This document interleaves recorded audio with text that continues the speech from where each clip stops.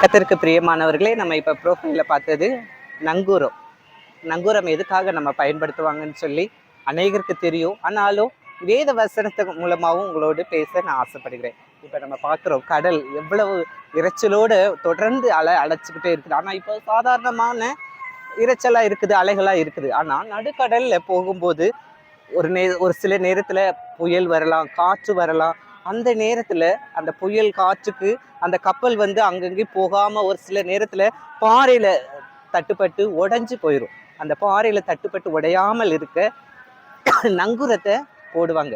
நங்கூரம் போட்டாச்சுன்னா அந்த காற்று மழை எல்லாமே நிற்க தண்டியும் இந்த கப்பல் ஒரே இடத்துல நிற்கும். அது வரைக்கும் எங்கேயும் போகாது. அந்த காற்று புயல் எல்லாமே அமைதி ஆனதுக்கு அப்புறம் தான் மறுபடியும் அந்த நங்கூரத்தை எடுத்துட்டு மறுபடியும் பயணிப்பாங்க. நம்ம பவுல் குறித்து நம்ம பார்க்கலாம்.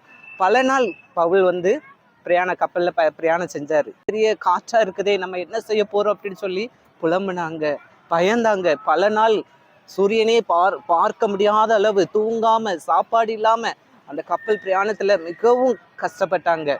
ஆனாலும் கர்த்தருடைய தூதன் பேசினாரு, நான் ரோமர் முன்னாடி நிற்க வைக்க தண்டியும் உன்னுடைய யாருக்கும் உயிர் சேதம் ஏற்படுவதில்லைன்னு சொல்லி வாக்கு கொடுத்தாரு. அந்த வார்த்தை மேல விசுவாசம் வச்சாங்க. வார்த்தைங்கிற விசுவாசம் நங்கூரம் அந்த பவுல் இருதயத்தை தொட்டுச்சு. அதனால மனுஷங்க பயந்து பலவாறு மாலுமி எல்லாருமே சொல்றாங்க, இனி அவ்வளவுதான், வாழ்க்கை அவ்வளவுதான் சொல்லி சொன்னாங்க. ஆனா பவுல் அது தூதன் சொன்ன வார்த்தை மேல விசுவாசத்தோடு இருந்தாங்க.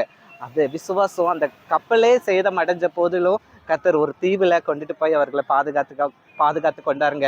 நம்மளை குறிச்சும் அநேகர் சொல்லுவாங்க, வார்த்தையால காயப்படுத்துவாங்க, உன்னுடைய வாழ்க்கை அவ்வளவுதான் அப்படின்னு சொல்லும்போது நம்ம சுக்கு நூறா உடைஞ்சு போயிடுவோம்.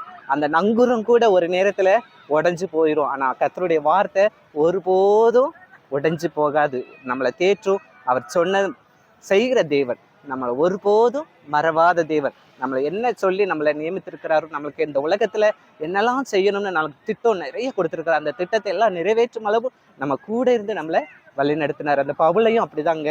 எல்லா பிரச்சனைகள் இருந்து கர்த்தர் பவுலை கடன் சொன்னதை நிறைவேற்றினார்னு சொல்லி நம்மளுடைய வாழ்க்கையிலையும் கர்த்தர் நம்ம பல பாடுகளை மனசங்க சொல்லுவாங்க, அதெல்லாம் மனசுல போட்டு குழப்பிக்காதீங்க. கர்த்தருடைய வார்த்தை கிரியை செய்யும். அந்த வார்த்தையான நங்கூரத்தை விசுவாசத்தோடு இருங்க. கர்த்தர் ஜெயம் எடுக்க கிருபை செய்வார். God bless you.